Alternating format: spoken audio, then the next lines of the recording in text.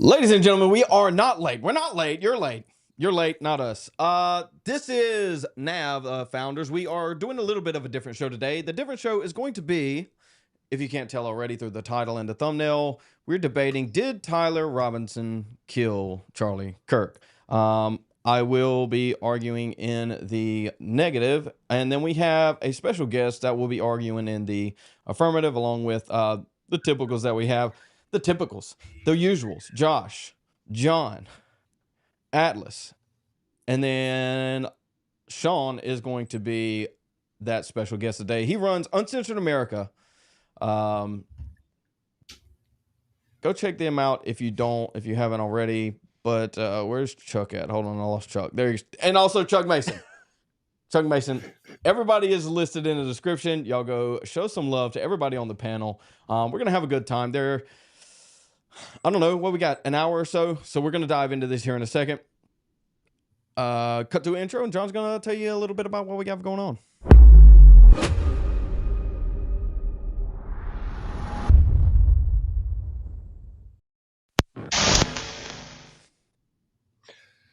All right, I'm going to light up my little lucky charm here, Joe Boo, because bats are afraid to hit the curveball. To my knowledge, nobody's had a serious discussion about this yet. Everybody's just fighting and not really interested in actually learning anything. And so I and Chuck are going to be kind of your dual moderators today. We have Sean Semenko from Uncensored America, incredible organization. Do check it out, like Zeb said, taking the Tyler Robinson shot Charlie Kirk position. And then Zeb will lead with the assistance of Atlas and Josh, the not Tyler Robinson position. And we're going to try to keep it facts-based. We're all friends here. We might not be at the end of this show, though. And that's okay, because you can make new friends. But without further ado, I believe Sean has agreed to be Lotto in 8 Mile. Is that correct? And he will kick us off with the hot raps, rhymes, and verses of the Tyler Robinson did position. Sean Semenko, go for it. Thank you, John. I will start this by saying that I've been involved with Turning Point USA. I was Turning Point USA chapter president of Penn State, so I do care about what happens and what the truth is. I'm keen on figuring it out. And I took a note out of Zeb, and I'm here in the Touch Grass podcast studio right now. Yes. But no, I mean, it's as somebody also who's not afraid to dabble in conspiracies, not afraid to take any idea or theory on anything. I mean, I'm not afraid of that. I'm open to anything. But in this case, the more that I see, the more that, well, and I'll be honest, like, I wish that the FBI would tell us a bit more. But at the same time, with what we know, it is very obvious that it is Tyler Robinson who's a shooter, especially when you see all the video that's come out from not just the ones that we've all seen, but people who were at the event. I mean, there was clearly a guy on the roof who took a shot at him, and it's very clearly Tyler Robinson. He admitted himself, and many of the friends have backed up the stuff that he said in that Discord too. There was a great video by Turkey Tom recently where he got access to those messages in that server and had multiple people who knew that it was Tyler and confirmed it. So I really don't see any reason to believe it's not him, especially since he himself admitted it. And I mean, of course, people can, you'd argue, admit to stuff that they didn't do, but there is no other suspect that anybody has been able to identify. So I really see no reason to believe any alternative theory. And the burden of proof is on people who are saying all these alternative theories. He has confessed, Zeb. He's confessed. Supposedly he has confessed. Well, supposedly he has confessed. Allegedly. I don't hold to that. I think I'd like to start it off a little bit lighter if we can, which I think Sean has already agreed that the FBI can lie to us. I think that's a pretty standard baseline that I think we can all agree on. I guess I don't want to get into the back and forth too much. First of all, I want to establish that regardless of whether Tyler Robinson did it or not, we all agree that trannies and Antifa are enemies. They should be handled regardless, the same way, regardless of the outcome or how this was perpetrated. So this is not an argument for take it easy on the trannies, right? This isn't that argument. This is the argument for what is true, who did it, and that kind of is the direction we need to take it. Now, I would start with, obviously, I don't think the shot even came from that direction. Specifically the one that hit Charlie. I think you can maybe make an argument that there was a shot from that roof. I don't think that is the case, primarily because the timeline doesn't match. He would have had 2 seconds to, after he took the shot, after the shot fired, to stand up and start running off of the roof. Obviously, break down the gun, put it in his bag, and he just doesn't have time for that. So I would start there. I don't think the timeline matches. You know, we have Wolverine, which is Charlie Kirk, and we have the Flash, which is Tyler Robinson. So that's where I'd like to start. Go ahead. Yeah, let me ask you both a one-off question for some context here, starting with Zeb. Do you believe the shooter in the Trump shooting was actually the shooter and it came from there? And then it would be the same question to Sean. Just a quick yes or no. I believe who they claim was crooks took shots. Okay. Not all of the shots. Yeah, he was the one and only guy that did it. There's nobody else there's no other evidence that anybody else was there that took a shot at him. Sean, let me ask you, given your field and your willingness to open up debate, and you said your openness to conspiratorial thoughts, you seem to have ruled out the possibility that the FBI is being dishonest with us. What makes you feel confident in this Charlie Kirk shooting situation, that they are being honest, or the government in general? I don't see any reason for them to lie about this, especially since this is the Trump administration we're talking about here. This is Kash Patel, who's a Trump appointee. Everybody's on the same side here. I think everybody here wants to figure out what happened. I don't see any reason for anybody to lie about it.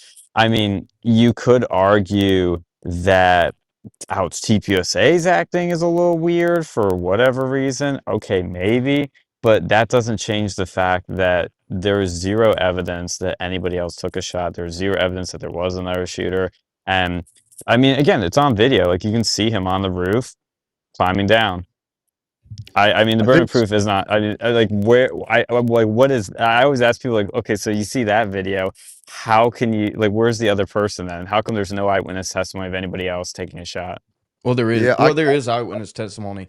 Before we get to that, Kash Patel and the FBI have shut down Joe Kent and the DNI from looking into foreign interference with the Charlie Kirk shooting. So to claim that he's after truth is just not true. I mean, he's shut down an investigation directly associated with this from someone else that isn't him and the FBI. Beyond that, we do have 911 calls of people running around with guns in full tactical gear, multiple accounts in multiple different locations. So let me just put you on the spot here, Zeb, before you decide that you're going to become the moderator. I think Sean is making a good point, and then I want you to say what you're saying. He's making a good point that I think that we on the right can be sometimes hypocritical about, and that is that there is not evidence. There is theories, but there's not evidence of anything else other than the official narrative. Or would you disagree with that statement? I would completely disagree. I mean, there's evidence. There's not proof. By the legal definition, there's okay. So what is the evidence that you see? I'm curious about that. Well, I just said that there was multiple 911 calls that are recorded the day of. You have, I would say the ballistics is evidence. I would say the audio is evidence. Okay. But evidence is not proof. I would agree with that. Well, those things get broken down in a way that conflicts with the official narrative. And do we know, like you say, there's 911 calls. I'm not aware of that. I'm not saying there's not, but like, where did you see those? Have you listened to them or? Yeah, we have 911 calls that were reported. Essentially, somebody called in 911 calls from the library, which would be probably a quarter mile to the right of Charlie Kirk. So if we're looking at this, to his right of someone in full tactical gear.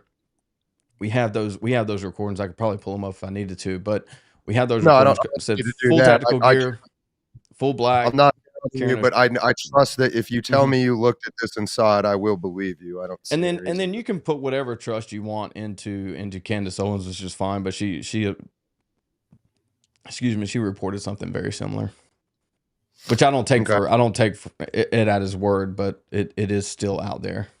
And then I know you would believe, Zeb, that there was like an audio analysis and things like that that seemed to imply a bullet came from a different direction. Is that true? Well, the audio is extremely difficult, and any of the audio engineers will say that. But what they do know is that it didn't come from the roof. They And how can do they inform us?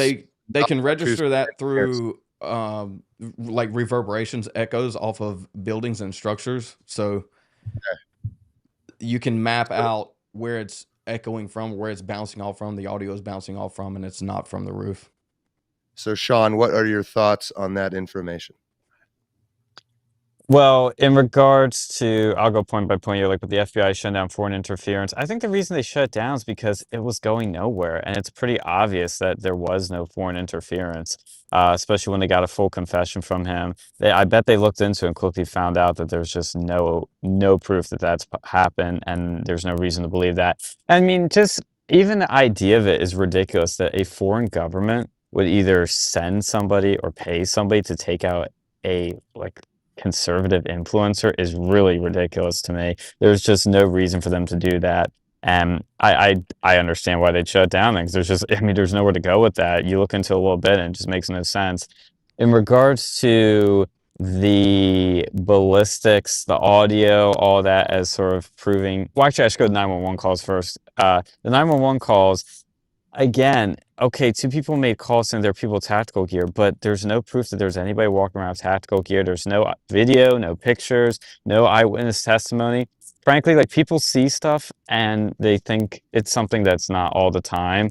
I mean, at University of South Carolina, there was a guy, University of North Carolina, Wilmington, there was a guy walking around with an umbrella that people thought was holding a gun. Okay, and it's like, no, he was holding an umbrella. So I don't believe a lot of these 911 calls are people seeing what they're actually seeing. And then going into the audio, I'd be honest, I'm not an audio expert, but I don't think there's any way you can tell where bullets coming from an audio recording, especially since it's a mono audio recording. I would think most of them are. I doubt there's any stereo audio recordings. And even if there are, you can't tell the exact direction from an audio recording, especially in an environment that people are unfamiliar with and with all kinds of other noises in the audio recording. I mean, you can't really prove anything from an audio recording. And none of that changes the fact that there's multiple videos, countless eyewitnesses who see a guy on a roof running off it with a gun. None of that changes any of that. Zeb, your response? Yeah, I mean, I would agree that the mono audio would be impossible to locate, but we do have stereo. We have multiple stereo audios. We have original from a sideways phone for the stereo, so we can locate through stereo through the echoes off of the walls.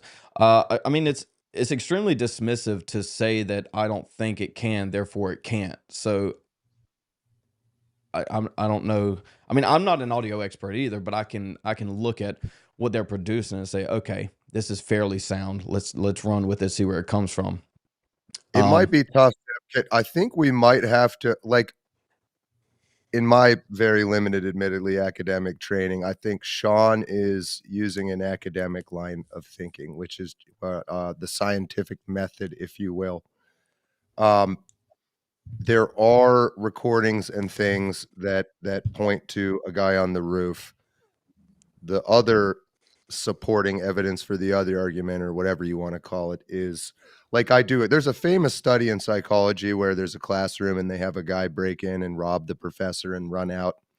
And then they ask the 200 kids in the lecture to describe the perpetrator, and the description. They get 200 different descriptions. Sure. So I'm actually fairly convinced by what Sean's saying. Not that those 911 calls and the 111 calls, like they very well may exist, and I do believe you. I don't know that we can rely on that specific bit of information. The sound one, let me ask you this. Are you Like, did you conduct a sound analysis to yourself, or did you find it from someone else? And how do we know how much of an expert that other person is? Like, how do we know that they're right? Yeah, so there's primarily two people independent from each other that conducted that, and also I provided them with the supersonic and subsonic audio from a 300 blackout round that they also took and have kind of extracted to apply with what they've been given from the shooting itself.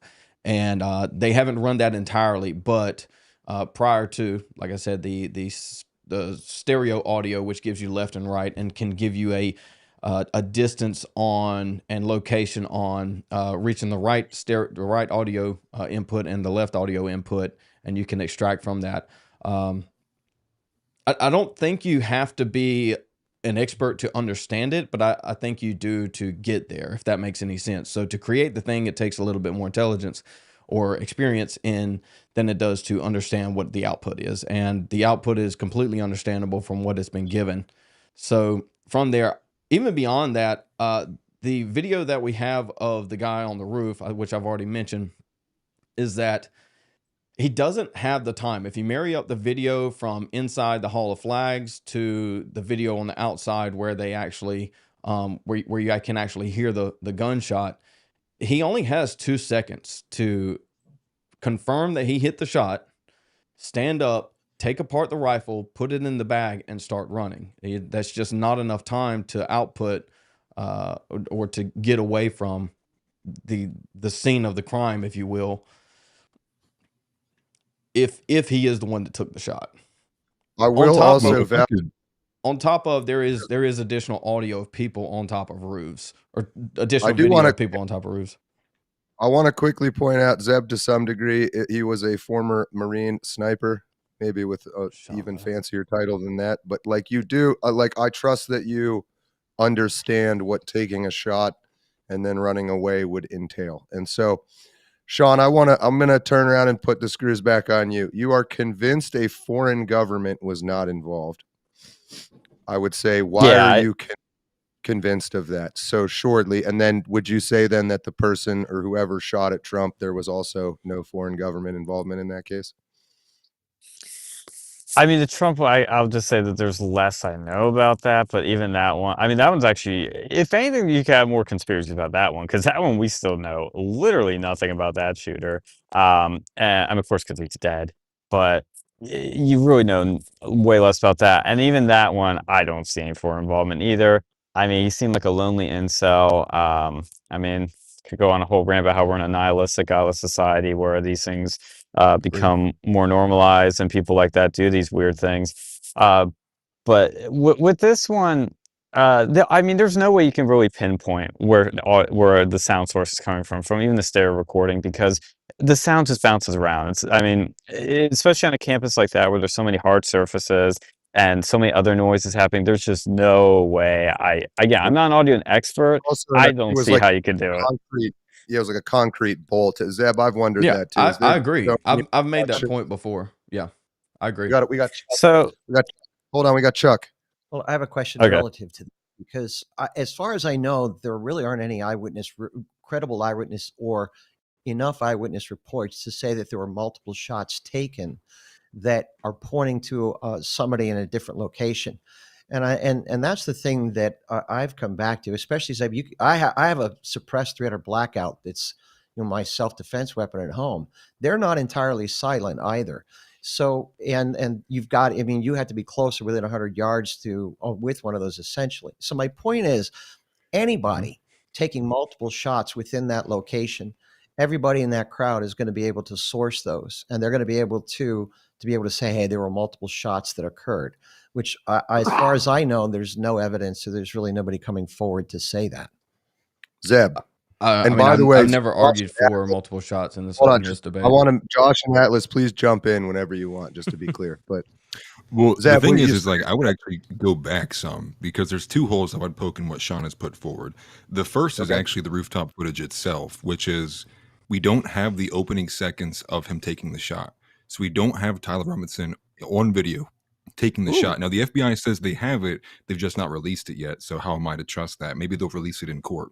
The second thing is the foreign involvement, which is I mean, Baron Coleman, I think, was the first one to discover this, but Sam Parker corroborated it, which is you have all of these unique Google searches from Israeli IP addresses, searching things like Robert Lunnan, who was the judge before Tony Graff, and also searching Tony Graff too, July 26th and May 15th, respectively.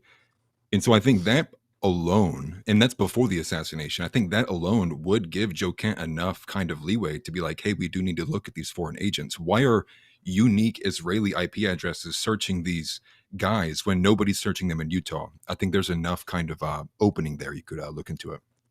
Yeah, let me take responsibility for being the one that puts this out there, although Atlas already did. Obviously, we're kind of being a little pussy, me personally, I'm saying a foreign government. Nobody's suspecting that Mongolia was behind this. Let's be clear. Egypt. Somebody is suggesting Egypt. Not me, just somebody. Somebody. So it's just this really hard thing to talk about. And if everybody's okay with it, I'm just going to be clear. We're talking about Israel, if you didn't already pick up on that. And we're going to do our best to not get crazy about talking about Israel. Yes, we have Rabbi Josh, the undercover grape. I do believe these things are okay to be talked about. Really, the theory there, you guys correct me if I'm wrong, is that Charlie Kirk would be a legitimate target for not Jews, but the government of Israel, which I personally think are two different things. And it was because his very influential organization, Turning Point USA, has a ton of influence and money, number one. He was the leader of it, number two. And he was starting to privately express that he was no longer going to support the pro-Israel cause, if we're to believe those text messages. So, Sean, do you believe those text messages are real? And if you do or don't, either way, how does that affect your thinking about not a foreign government, no more euphemisms, but Israel having a motive? I knew we'd go down this one. The text messages are 100% real. Everybody's corroborated except some people within TPUSA who are quickly debunked. But again, that doesn't change anything here. That's what I don't like about a lot of these theories, is that they don't change the facts. All they show is that Charlie didn't like Israel a little bit, was a little bit more critical of it. But at the same time, a foreign country, especially one as big as Israel, who has so much, I'll say they're involved with a lot of things right now, whether it be the Gaza war, everything else going on. They have no reason to take out Charlie Kirk. There is no reason for them in the world to take him out and kill him. If anything, there's more reason to give him more money and try to gain influence through him. But even that, he's an American political commentator running an organization. And that is not a threat to them at all. I'm sorry. This guy is not a threat to them if he suddenly just doesn't like them. And wouldn't he go after the rabid anti-Semites, when he meant Israel, Netanyahu, wouldn't they go after the more rabid anti-Semites like Nick Fuentes or people like that who actually really don't like Israel a lot and who have been growing in influence? Wouldn't they be more concerned about those people than Charlie? I would think so. And even those people who are the most critical of Israel, the most rabid anti-Semitic people, are like, guys, Israel didn't do this one. Like even those people are saying that. Okay, so I think it's another a lot of people, I think, fall into this conspiracy mindset where they think Israel's behind everything, and they simply aren't. Okay, and especially in this case, more than anything, there's just no way a foreign country is going to either send or recruit somebody in America to take out Charlie Kirk, and we have no evidence of it whatsoever. They cleaned all their tracks.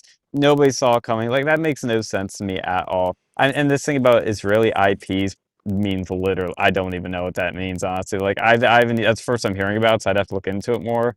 But it doesn't prove or point to anything. Like, it could literally just be a VPN in America that's pointing towards some Israeli server. Like, I don't even know what it means. Because like I said, I just haven't looked at it. But just a foreign country, like, just think about how crazy it is for a foreign country, especially one as big as Israel, as prominent as Israel, to have somebody in America assassinate a political commentator. That is such a stretch, and it would take immense resources and immense influence, power, all these things. and they get away with it. Nobody sees it happening. I don't believe it whatsoever. It's far more likely that somebody who is a transgender individual suffering from a lot of mental health issues just was spending too much time doom scrolling and was radicalized, like you see a lot of people are, and did this. I don't see why that. To me, that's the least crazy theory of everything. That's really why I believe the official narrative more than anything is that it's the most possible, especially nowadays in America. Like I said, when people are getting more radicalized, there's easy access to guns, and they could really, it's. I mean, shootings are a common thing in America. I mean, like compared to other countries, they happen more often where somebody goes nuts and kills a lot of people. I mean, there's countless examples of that, so I don't see how it's a stretch. Well, and if Just I could goes- interject, I think it's important to say, like, I am on Zeb's side here, where it was actually, I did believe the official narrative until I saw Zeb's ballistic analysis video, and recently his video where he shot the pig with a 30-06 from the same distance. And to me, it shows that there's elements of the official narrative that are questionable at best, but I admittedly am not fully on board with the whole Israel did it narrative. I do think a lot of the evidence that points to that is circumstantial, or just kind of insinuative at best. But I do think, I'm kind of curious, Sean, have you seen any of Zeb's ballistic analysis videos? Does that like call into question anything for you?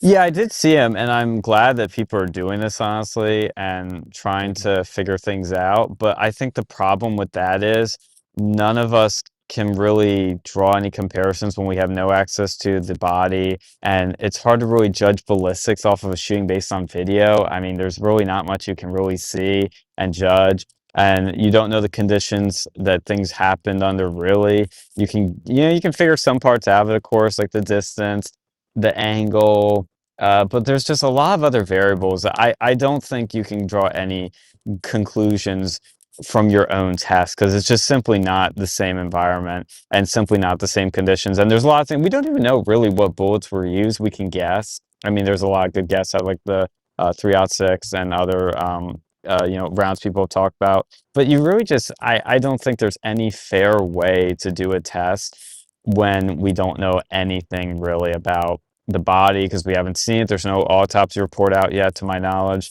And so I don't think there's any good way to get into that. But on top of it, again, even if there are things that don't add up with that, because like I said, there's a lot of variables, it's hard to really pinpoint and do a fair comparison. But even then, it still doesn't change the fact that we have on video a guy on a roof with a gun jumping off the building.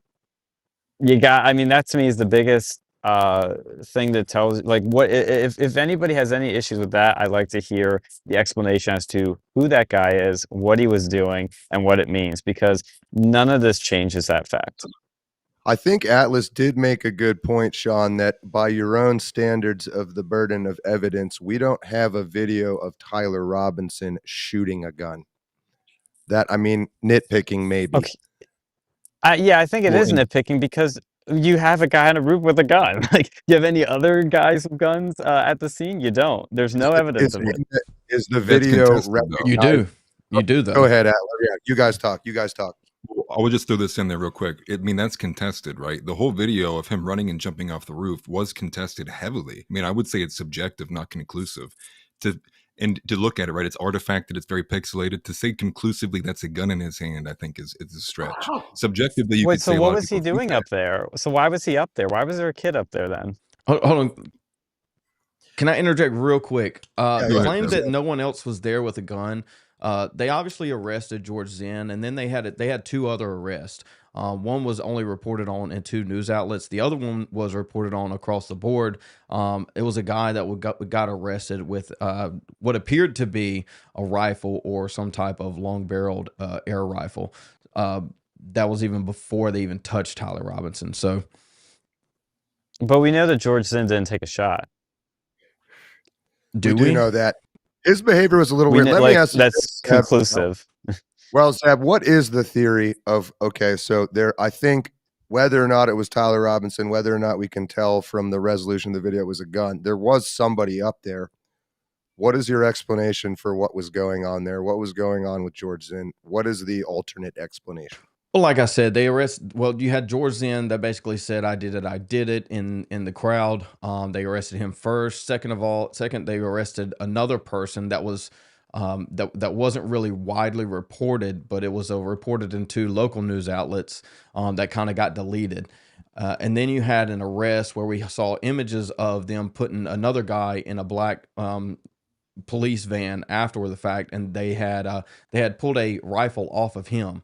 And so that was the same day, within hours of the shooting, before Tyler Robinson it was even tracked down or any of this. So either Tyler Robinson is a mastermind and had 3 separate patsies ready to take the blame for him, or there's maybe something else going on here. You're implying that he was a distraction, just to clarify that he was George Zinn admitted to being a distraction. No, but was Tyler Robinson also a distraction? Like, if you're, because I think your theory is he's not I don't think the it was. shooter. I don't think Tyler Robinson was on the roof, but that's kind of besides the point right now. Yes, Do you the answer believe would be somebody yes to was that. on the roof? Do you Yes. believe there was a Yeah. person on it? Yeah, Who was yeah. that? Why were they there? Who was it, and why were they there? Distraction, so that they can pin it on someone without being pinned, or I don't know. Where were you that day, Atlas Thug? Right. Yeah, okay. I So mean, with the George Zinn one, can I address that real quick? Yeah, please. Yeah, it's been well documented that this guy has gone to multiple political things, but things with just famous people in general, where he has tried to do weird things. Like, and it's, That is I true. think he's a pedophile. Like, I think there's multiple things he's that they definitely found where this pedophile. guy's just yeah, he's a very deranged individual. So his behaviors are like, it's on track with what he's done before, just like really weird things. He never fired a shot. There's no video of it. There's no eyewitness reports of it. So he's automatically ruled out. That's conclusive. But again, why was there a guy on the roof? It's not a distraction, because you can't distract people on the roof. And why was there a guy with the same clothing that matches Tyler Robinson, that was in the parking garage, went up there, came off it? Like, I know he changed outfits and all that, but we still have, and there's also video of him walking in the neighborhood with a gun. I mean, it's very conclusive that he was the guy, and there's nothing that has disproven this yet, because he is the guy, and his family admitted it. He admitted it. Everybody knows that was in that Discord server that it was him, because they knew who that user was, and he admitted it in there. And again, like, well, so what is that then? If he's not the guy, then what does all this mean? Well, there is one piece of evidence that I wonder if it'll ever be released. It should be part of the public record, and that's Charlie's autopsy report. Yes. And that body will definitively show you an entrance wound and an exit wound. It would. And they would be able to reconstruct from the angle through which that passed through his throat. They're going to be able to reconstruct where that shot came from and where that shooter was. And the question becomes whether whether they're going to release that information at some point. To me, that's the linchpin of it all, because the body's going to tell you the story, as it does in any murder case. So, Sean, humor. I agree with Chuck there. Humorous conspiratorial guys. If the autopsy would immediately put this all to rest, which I think it would, why not release it? Well, I honestly don't know why they haven't released it yet, but I will say this, that even if they do release it, it's not going to make all the conspiracy theorists happy. You're still going to see people say that they lied about the autopsy, that they covered it up. Like, I wish it would put things to rest, but it won't. Sort of giving us ammunition to say that, though, but go ahead, Chuck. Well, I agree with you on that end of it. I don't think autopsies become matter of public record until I know they don't want this information circulated, because they still have to try this guy. Right. And they have to have the trial, and they don't want anything corrupted on their end, period. So I'm sure they're sitting on all of that. It remains sealed except for the prosecution and the defense at this point in time, and nobody wants that information out. But ultimately, even if they would just release some of the findings, but I think that's the reason why they're keeping it under wraps. I mean, and it's not going to get anywhere. For the trial. Yeah, for the trial. And also, their family, because it was Charlie Kirk, even after the trial, if you were Erica Kirk, do you want any of that information out there? Because you know that people are going to put whatever photos of his body, everything else out on the web. So you'd think the family would want that to be sat on. But ultimately, I think I'm hoping it gets out. Chuck's thinking like a human being with compassion. Zeb, you don't think that way. What's your response? No, I don't think that way. I guess response specifically to which part. Well, there is a whole lot of truth in the fact that this is how investigations go. We're, as random people, not entitled to the autopsy. Just because information won't be released doesn't mean it's not there, doesn't mean it's not true. I do agree you have, I think I would say I'm definitely much more suspicious than Sean appears to be. Don't know what that means or who's right or not. But I've just also been on the internet for 10 years making content. My mind is gone. Okay, I'll admit it. So I see shadows and things lurking everywhere these days. But that part, as much as I, as a conspiratorial guy, don't want to admit it, that's how investigations go. That's how they go. If they think it's Tyler Robinson and there's going to be a trial, they're going to keep witness testimony under wraps. They're going to keep this. That's what they would do if they really do have proof it was him and they want him to go to jail. That's what they'd be doing. Yeah, So, I agree. I agree. I understand how the trials work, and I agree with Sean. I don't think. I mean, even if they did release the autopsy, I don't think people would really believe it. And the ones that did believe it already believed it to begin with before it was released. So I don't know how much work the autopsy does in moving people. I will say that I believe the reports on the autopsy. I believe that there's a projectile stuck in the vertebrae under the skin or wherever it was claimed to be. I think they were telling the truth on that. So, I mean, take that for what it is. I don't think it was a 30-06, but we can have that discussion later. So, yeah, I don't think the autopsy moves the needle either way. And I mean, if I recall correctly, I think they said no. I think they said no autopsy was even done initially. Sorry. Oh, they had to have done an autopsy. It's a homicide. Homicide and but here's what the autopsy could at least do. It's going to show you an entrance wound or possibly an exit wound. And if he's got an entrance wound on the left side of his neck, which was where the direction from which Tyler Robinson was shooting, then you're pretty much looking at this is going to be Tyler Robinson. Now, whether it's on a 30-06 lodged in his vertebrae, I agree with you, Zeb. Anything's going to pass on through. That becomes a separate issue. But if he's got an entrance wound on the left side and an exit wound on his right side, then he was shot from the left-hand side. So there's no way you can unengineer that. And the conspiracy theorists are gonna, if they're gonna argue that away on their own accord, so be it. If they don't want to stay within objective reality, but like I said, we've hunted enough to know that aspect of it becomes undeniable. Yeah, Zeb. So I mean, I think you would have, if that autopsy came out and said, yes, it came from this direction, and it is that. Would you or would you not believe it, or would that become part of the lie? It's not necessarily does it agree with my theory or not. It would really rely on, can it be explained by what we see. I'm perfectly fine with abandoning my theory as long as the autopsy would make sense. What doesn't make sense is a 30-06 being stuck in the vertebrae. And so if that's what the autopsy shows, then I don't know what to do with that. Don't know that we really don't know that until it comes out. It's hard to sift through that. Listen, hey, Zeb, if they could show some kind of autopsy finding that he was shot from the right-hand side, there was an entrance wound from the right-hand side, I'm with you. Okay, we've got to drop it. So that's where I'm coming from, and to me, these kinds of become key. I would ask, I guess Chuck and Sean. I think I know Chuck's answer. The wound that we see on the front of his neck, would you chalk that up to an entry wound? It would have to be if you believe the official narrative, right? Absolutely, yeah, it's 100% entry wound. Okay. Yeah. So. I mean, again, there's no evidence, there's no proof, nothing that another shot was fired from another position. There is zero. I mean, if you have it, show it to me, but I've seen none. If you want my response to it, Zeb, so this is where I'm coming from. Meaning, yeah, it for what you can see on video, it appears to be an entry wound, but I really would love to see what the autopsy, what the body actually had to say. And so I personally am just holding out for that information.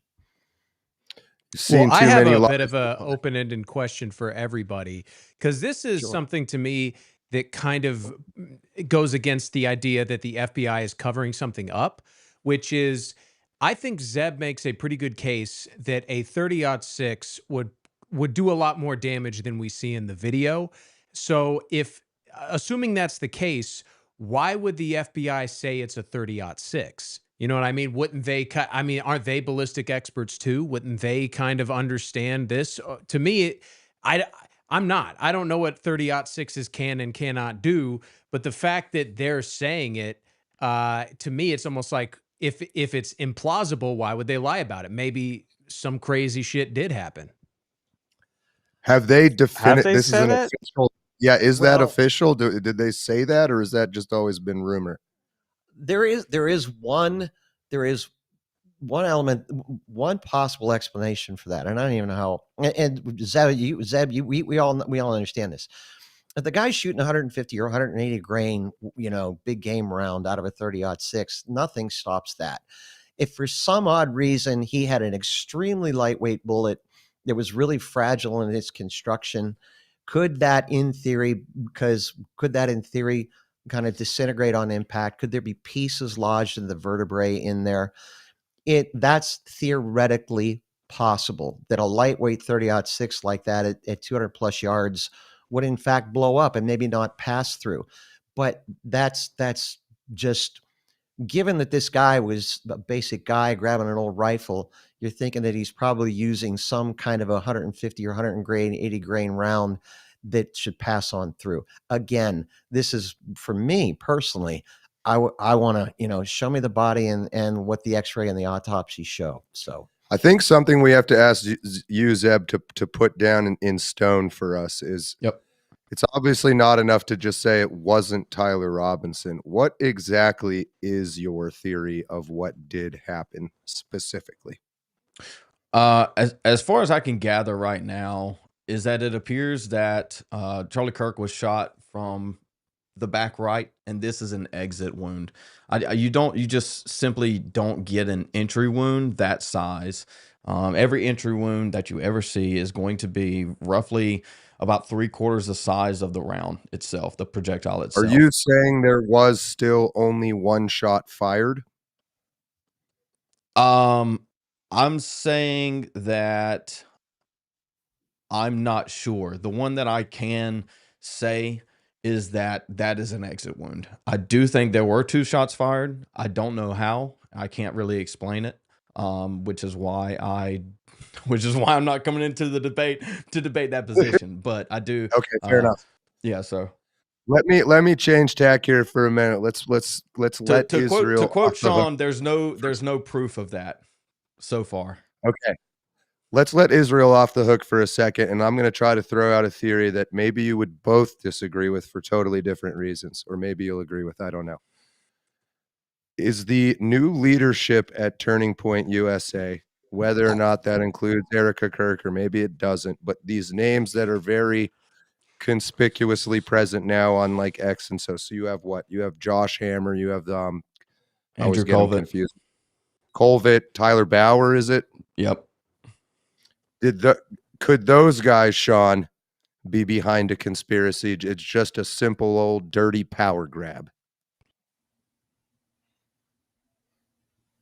Think so. I mean, they could be taking advantage of the current situation for sure. I mean, that's always possible, but no, I really think the fact that some crazy person took him out who hated Republicans, MAGA, and had a lot of mental health issues, took him out seems very likely. I have to actually go to mass in a couple minutes here, so if you guys have any more questions, hit me up. But I will say one last thing, which is that, again, I have one question for everybody that doesn't think it was Tyler Robinson. Where is the proof that it was anything else? Where is the proof? Where is it? Well, any final questions? I got here. Let's go. I got one thing for Sean before he bounces. Sorry. Well, what would take a bit more to expand on a more nuanced argument is secondarily, I don't think that even if Tyler Robinson fires the shot, that doesn't rule out foreign involvement. In fact, the DNI's first comment upon seeing the footage of him on the rooftop was to put foreign actors involved because they believed the way he jumped off the roof and landed was indicative of he got some kind of training. Now that's Tulsi Gabbard's DNI. Secondarily from that too, again, I would just ask the same question, which is, we have Tyler Robinson on footage, but again, we don't have him firing the shot, and we don't have the rifle in his hand. And from what Zeb's looking at with the ballistics, it doesn't seem to be the rifle that the FBI said that they found. So there's too many holes there. And again, I just think the idea that believing the official narrative from the FBI at first is a awful way to go about things. I mean, like, I don't think anybody believes the official narrative on 9/11. I don't think anybody believes the official narrative on MLK. I don't think anybody believes the official narrative. I mean, you could go down the list. And so I think just based on history, I think the better position, the least crazy position, is to say, let's wait. Because typically the FBI lies. We'll find the truth 10 years from now. Well, in regards to talking about Rube not showing signs of a professional, I don't understand that argument at all, because a professional would be wearing gloves. A professional would not have this very half, I won't say, am I allowed? Yeah, I guess I can say half-assed on here. Half-assed escape. He would have a getaway car ready to go and would be gone. He'd be out of the country. We wouldn't see him. This was not a professional at all. Again, the obvious example is no glove, that he didn't use gloves. We see that in video. They didn't have gloves. And that's not professional at all. There's no way. And also, professional would not hit here. We all know they wouldn't hit here. They would hit right here. Or if they wanted to, the chest, but the head would be the best spot. So it's clearly not professional.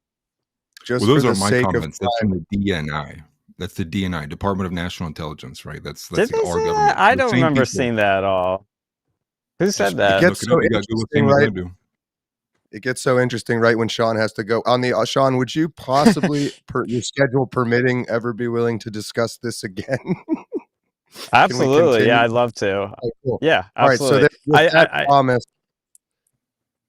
Go ahead, Sean. Yeah, I was gonna say I'd have to do it anytime. Like, I love talking about this stuff, so I'm always down. Dope, awesome. Zeb, you had, if there's time, Sean, Zeb had one more thing for you, I think, and then if you're willing to talk again, we'll get to all that other stuff. But go ahead, Zeb. Yeah, I mean, I just, as a general, would you say that specifically Pam Bondi, specifically Kash Patel, has done a good job with the FBI and their departments? No. Or is there general incompetence? Okay. I just wanted to get a gauge on where you were on that. Yeah, and I definitely think there is a lot of incompetence. Good example is the Epstein stuff, which is not something I'm particularly strung up about, like a lot of people on the right, where they're like, oh, we need the Epstein files right now. I'm like, they probably don't exist and they don't prove anything. But the way that they've handled that situation has made things look more suspicious than it probably actually is. And so I totally agree with you, that they've handled both their departments terribly, especially with Pam saying the stuff about hate speech that we all saw recently. Hate speech isn't protected. From a lawyer saying that is really dumb, but none of that means that there's some grand conspiracy here, that it wasn't Tyler Robinson or that it wasn't shot from the rooftop. None of that proves any of that, but I will. Yes, I understand the distrust with the FBI. Is what I'm trying to say. You made a comment earlier about Donald Trump's administration and the strength in it, and so I was just trying to kind of clear that question up. Yeah, no, that's fair. Because what I mean is that I don't think they're nefarious actors. At worst, they're incompetent. At best, they're doing the best they can. Like, I don't think that there are some nefarious actors here. A concept and pattern so old that it's a saying, isn't it? Never attribute to a malice what can be attributed to stupidity or something like that. Anyway, yeah, incompetence. I don't know, man. I don't know anymore. I used to say it, but I don't think it goes anymore. I'm just trying to respect Sean. Very professionally gave us a 5-minute warning, and it's for the sake of church. So I say we let him get out of here. Uncensored America hosts incredibly high temperature, high stakes debates, and then also one-on-ones. Most recently, I think he just got shut down in Florida with Myron Gaines.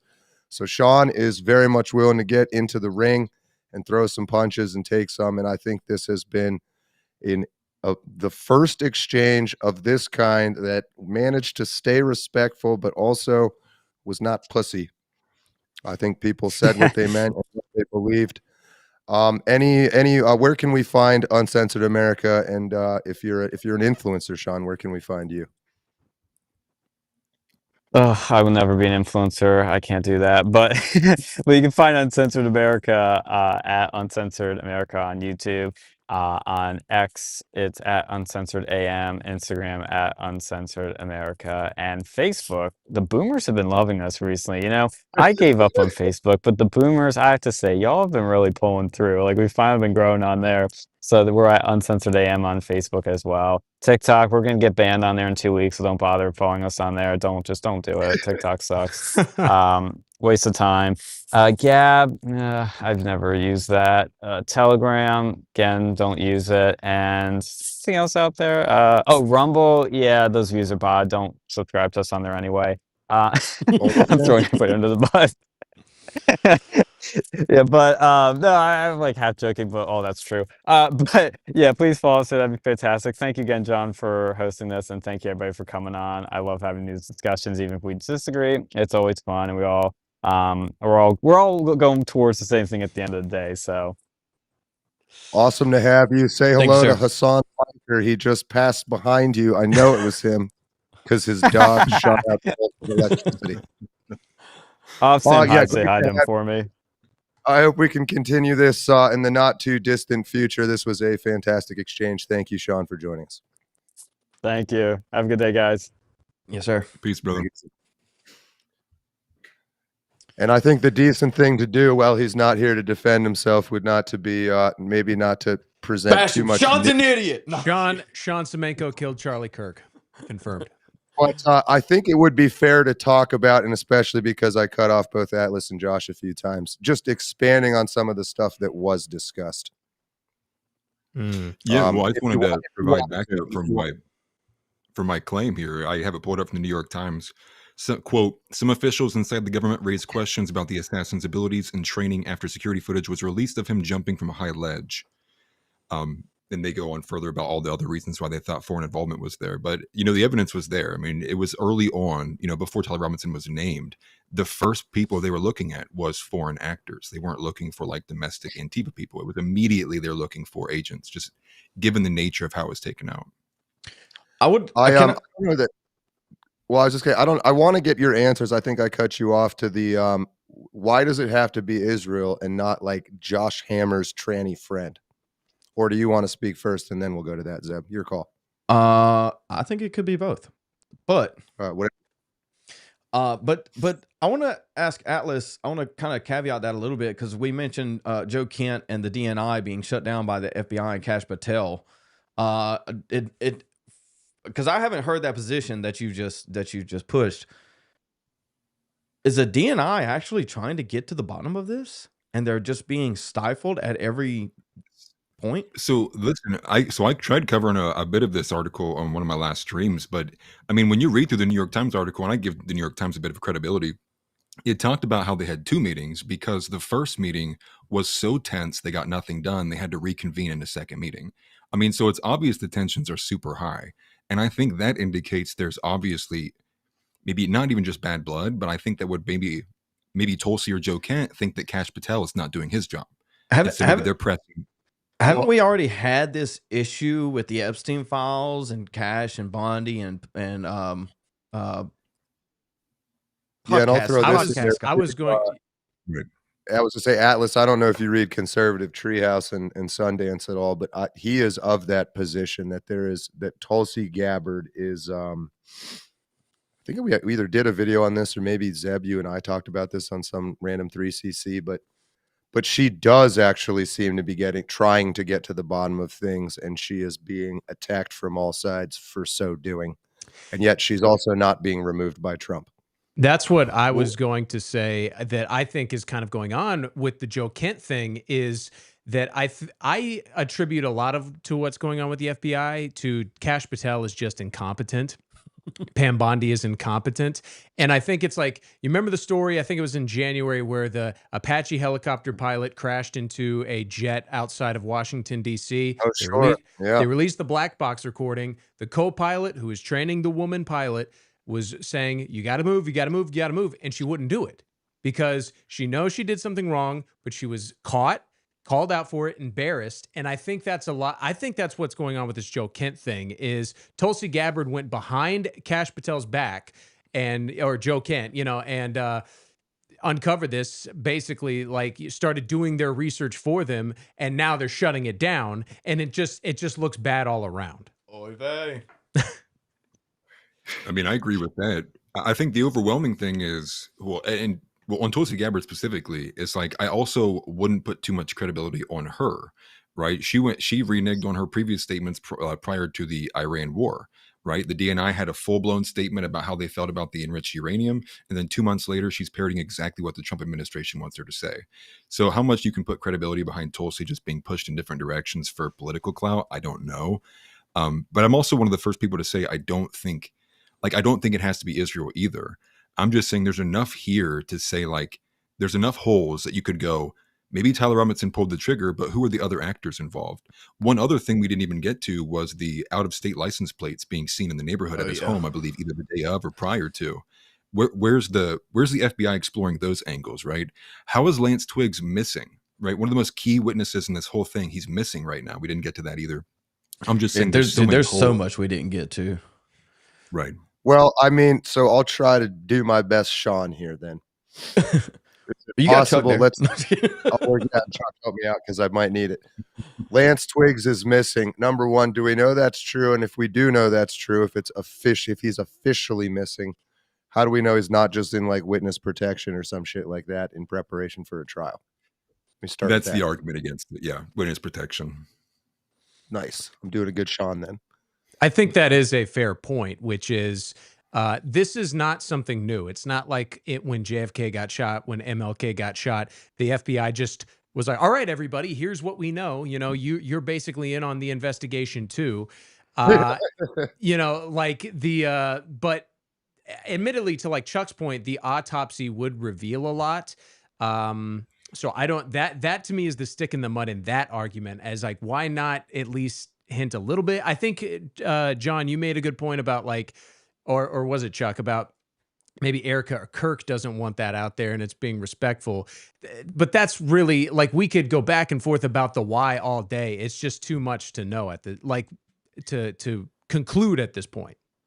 Well, I'll say this, Josh, I think you can speak to that on any. This is a homicide, and they're not going to let any of that information out to the public prior to once a trial or a plea is rendered, or until they are certain that they've got their case and that this has all been adjudicated.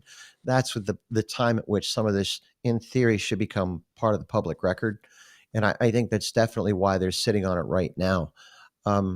So in from this perspective, I understand this. However, I will say this too: when you talked about, this isn't like with JFK or MLK, but this is what the internet has done. And having lived in a pre-internet age, most people didn't have the opportunity to have speculation gain so much momentum.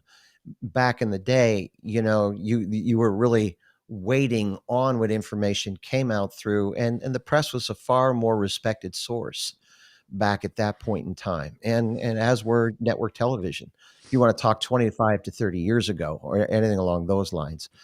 And from my perspective in life, just watching the things that are given credibility, and watch the momentum they gain and the life they gain through all these mediums we have, it's surprising for me.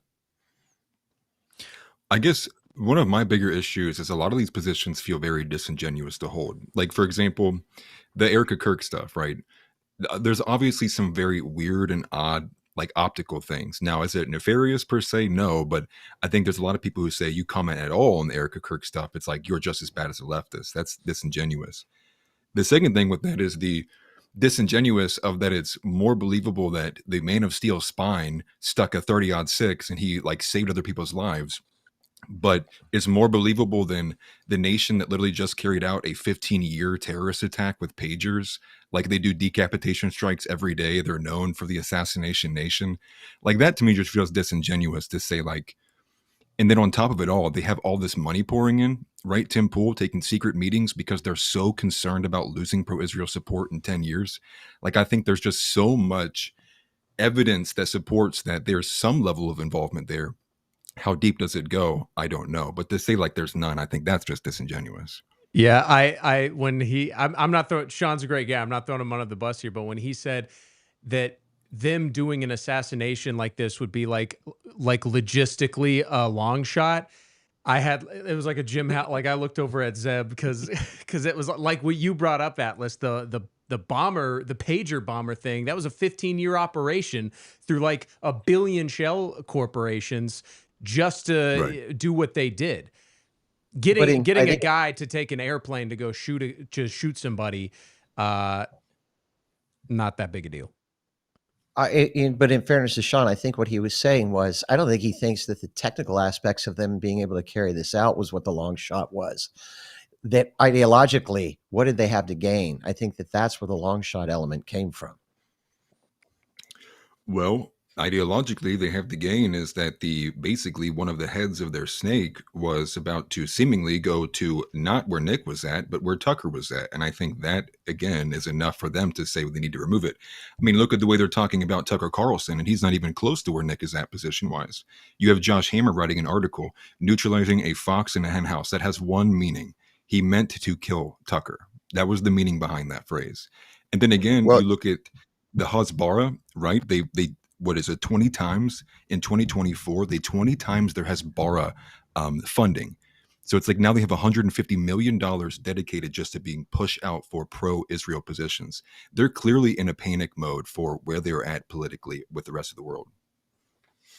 Josh Hammer had the weird tweet before Charlie was shot, retweeting a very old Trump tweet about public executions, and then he tweeted public execution after Charlie got shot. Why are we not just blaming Josh Hammer? Who's not? He's too gay and nerdy to kill somebody. The reason we're not blaming Josh Hammer outright. Why does the buck not stop there? Yeah, okay, go ahead. Well, the reason we're not blaming Josh Hammer outright is because Josh Hammer probably doesn't have the ability to do the logistics that is necessary to do what we believe has been done, which Atlas mentioned earlier about Sam Parker. I wasn't going to bring it up, but since he did mention earlier about Sam Parker and the people around him that have done the research on Google Trends and the Googling out of London, out of New York, out of Tel Aviv, and out of Quantico. Was it Quantico or somewhere in Texas? Yeah. And DC. And these are very, very notable places with very, very specific names that go back about 2 years. And so when we extract that data, we say, okay, Josh Hammer probably had an in. Josh Hammer is obviously capitalizing on that. Did he set it up? We don't know, but he had some type of foreknowledge. Now, I don't think Josh Hammer is capable of doing what was done, but and so because of that, we can't say Josh Hammer did it. I don't think Josh Hammer is that intelligent, stretched out, whatever. I don't know what you want to call it, but I wouldn't even say he's probably even in on it. I would just say Josh Hammer stood to gain from it. Like, he's just a part of this coalition that would have obviously gained from it. But he had foreknowledge. I think it's undeniable that he had foreknowledge. Circumstantially appears so. Yes, I'm inclined to believe it seems like he did. It's very suspicious. Why would he say that though? If he knew it was going to happen, why retweet a decade-old thing? You know what I mean? Is symbolism truly their downfall? Well, it's not hubris. That's hubris. That's who they are. Tons of people that's have who gotten they are, caught. Josh thought he could get away with it for that reason. I will say, argument against that though was there was a huge reply guy who replied to that tweet that put that 10-year-old tweet back into the algorithm, and then additionally Matt Walsh, I believe, quoted it for something else entirely. So that tweet got put back into the algorithm. So I don't think that it's as nefarious as Josh Hammer specifically went back for that tweet, but he obviously took advantage of it. All right, so then the follow-up question. Yeah. What about his tweet public about it? Just said public execution. Like, was it like 20 minutes after Charlie was shot or something like that? Yeah. Beforehand, I thought. Did he take it down after Charlie was shot?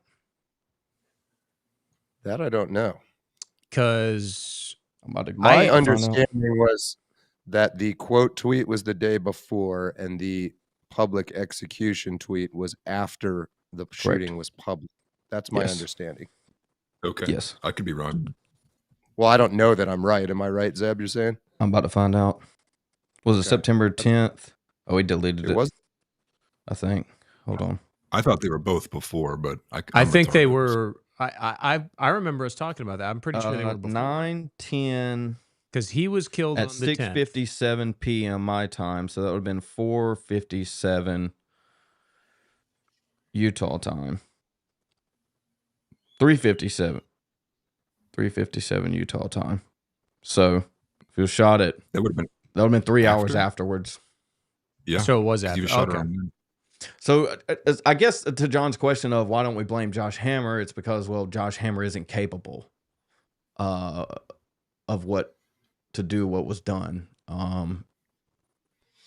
Well, he does seem like one of a select group of people who were the very first line of defense against Charlie potentially leaving the pro-Israel side. And then once they collect that information as maybe something like a handler, they pass it upstream and say, and then he has that intervention that was kind of shadowy, maybe Bill Ackman, those kinds of people.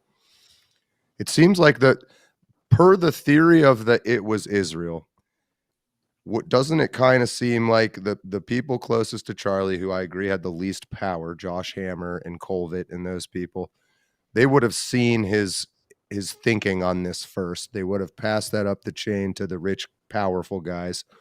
They would have talked to Charlie, and then if they drew the conclusion, now he's really going to leave, then it gets sent.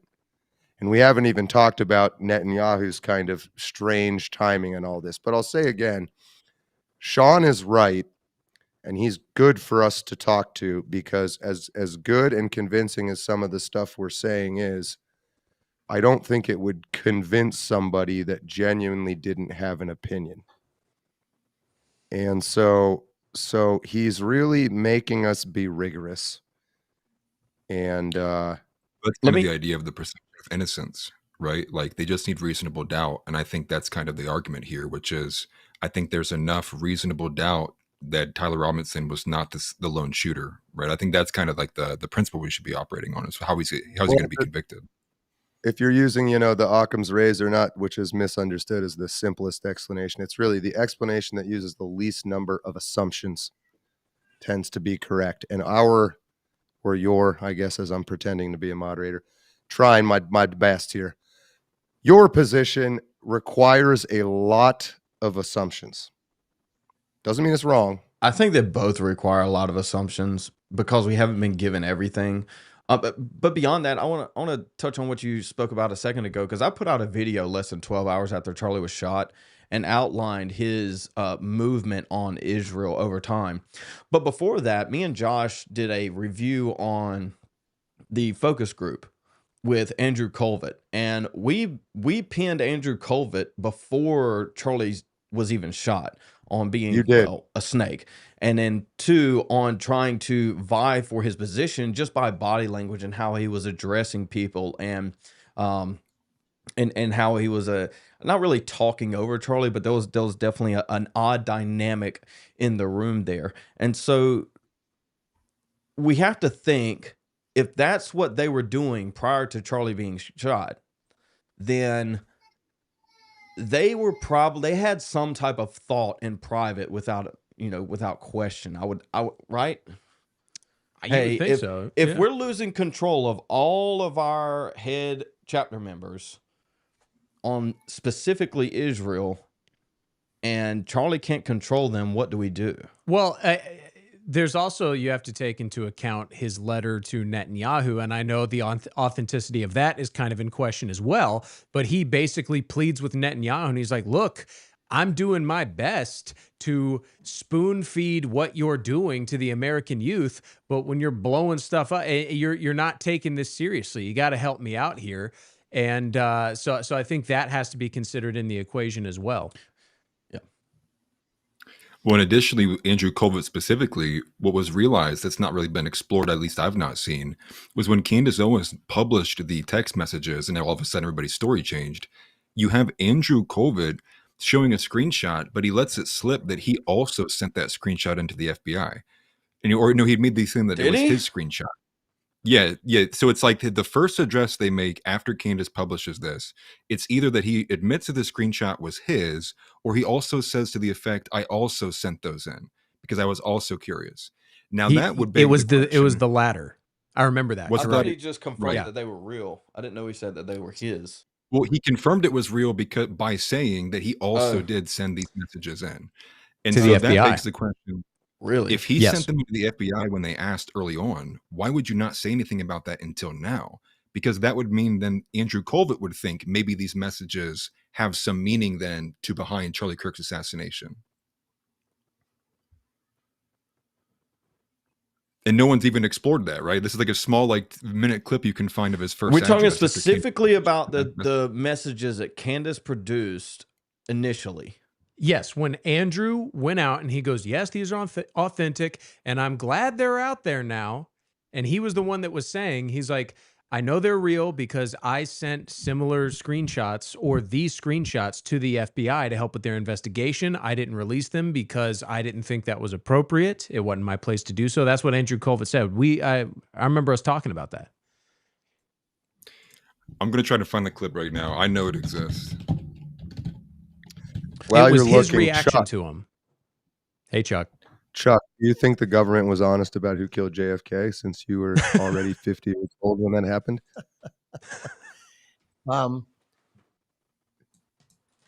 I didn't know that. I think that's a no. No. Actually, no. I think Oswald. I think Oswald was the trigger man. I do not believe that there was anybody on the grassy knoll. In part because they've duplicated those shots since then. You can get on to the History Channel and everything else. They put people in a tower. They put them into the same car. They put it with a ballistic individual with a bone in it. They've actually recreated the not the magic bullet, but the shot that went through Kennedy and then down into Connolly sitting in front of him. So it wasn't a hard shot. It was 70 yards away, and that vehicle, although it was moving away. It really wasn't moving up or down or left or right. And so, if you want to talk about did the mob put Oswald up to it, or did a communist government put Oswald up to it? That's more of an open-ended question. But I do believe that Oswald was the guy who ultimately killed JFK. Would you say in this case you would believe it was Tyler Robinson, but in the same way are open to the possibility that there was something else going on? Well, as I've said all along, I'm open to evidence, and I'll be honest. What you guys are taking as facts, I look more as speculation, and I'm going to need more corroboration before I say that something happened beyond Tyler Robinson at this point in time. I'm definitely in Sean's camp. Yeah, just from that standpoint. Now, don't get me wrong. If you could show me about a conspiracy, if you could show me direct evidence of a foreign actor involved, if you could show me anything, but just the chatter that's out there doesn't rise to the level of enough evidence to displace Tyler Robinson. The other thing, too, is if you put yourself in Tyler Robinson's shoes, if you were Tyler Robinson, wouldn't you be screaming bloody murder that you're innocent? He did. He's not cooperating. Maybe. Well, he's not cooperating, but wouldn't you be looking at somebody going, hey, it wasn't me, period? He did. He did multiple times. Yeah, but he's moving along not as an innocent individual, but he's moving forward as a guy who did it, who says he's innocent and knows he needs to keep his mouth shut at this point. That's my perspective. Well, I do, but without directly responding to that, the point Chuck's making that I think I'm trying to drive home to you guys, and behind the scenes, I'll get involved in this and with it. But yeah, as good as the theories are, and I think they're good, and I think when you study this stuff, some of it becomes very convincing. Your side of the argument, or our side, if we're going to call it that. However, I think we're forced to agree that like what you've said so far is obviously not changed Chuck's mind. And it will, if it won't change Chuck's mind, it's obviously just going to be noise to anybody that watches the news less than Chuck does, which is pretty much everybody. And so if the goal is to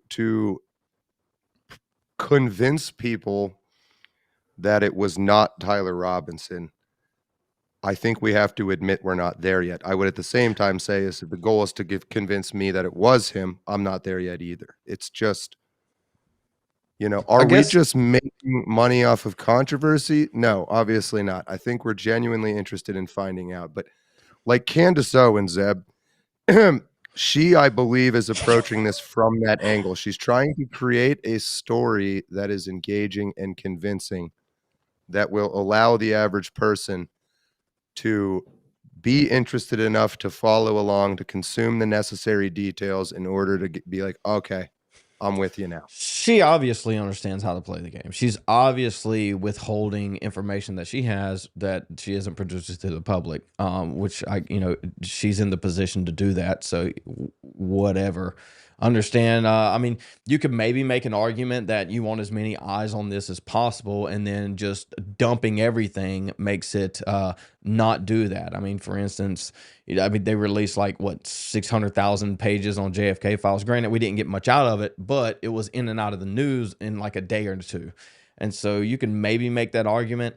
Beyond that, I would like to ask the question, I guess, to you and also to Chuck, is like, what would you need to be presented with that you would start to question your position?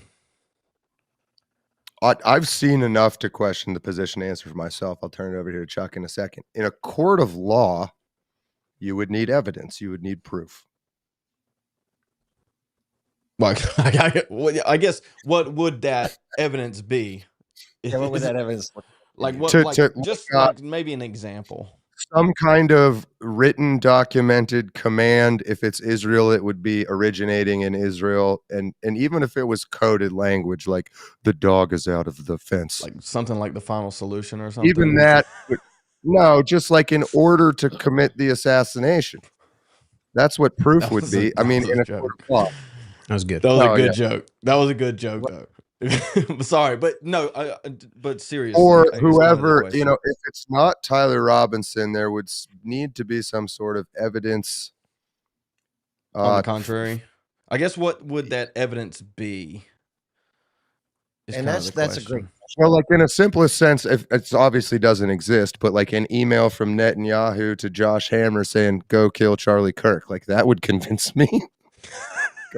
We'll say, what if we get to the court trial and they can't produce the first 3 seconds of the rooftop footage?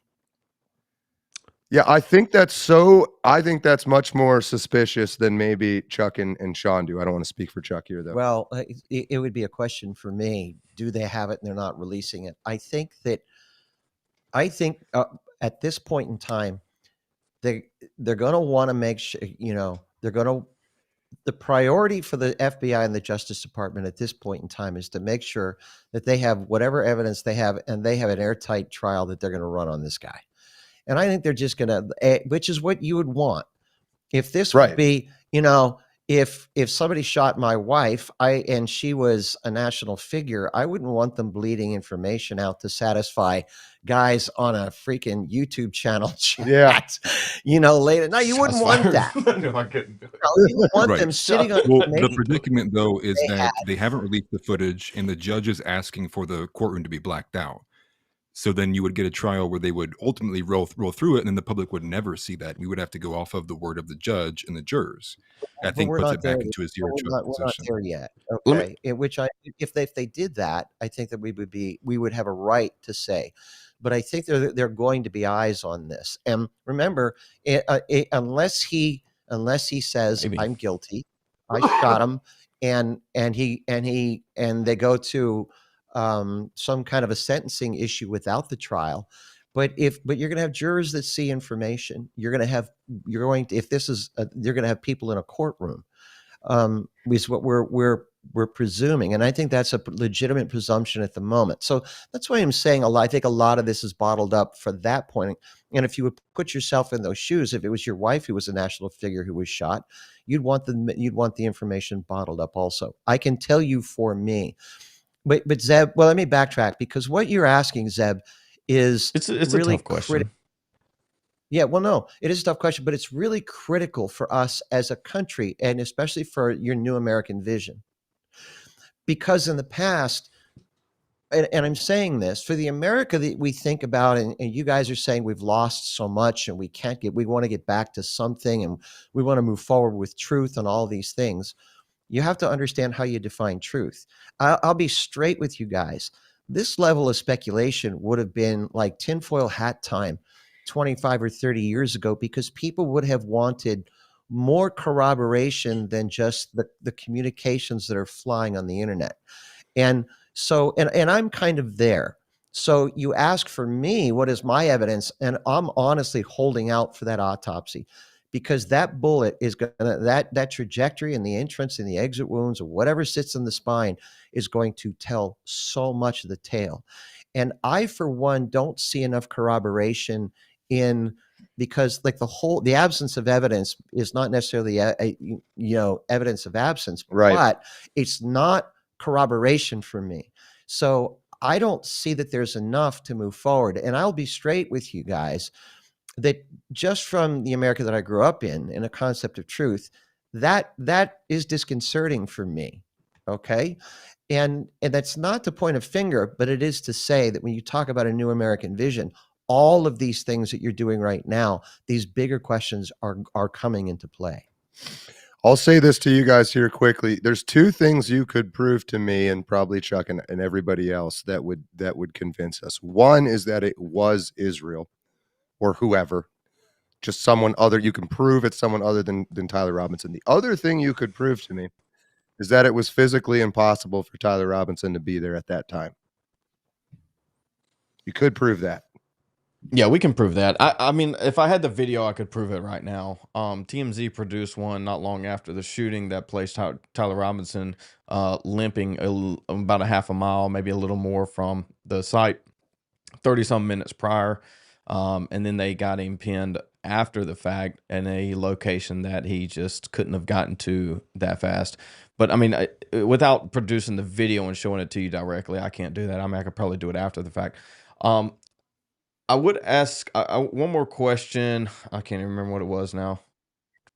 I have a quick question for Atlas while you think about it. Go ahead. Atlas, because I know we're the official Groypers here on the Nav network. Where do you stand on Nick Fuentes' take about it now? Do you think Israel was involved? Is that Fuentes for us uninitiated? That just to clear up for the people that don't know, that is his position, that it was Israel? No, that it wasn't. Oh, okay. Got it. Yeah. Go ahead. Sorry.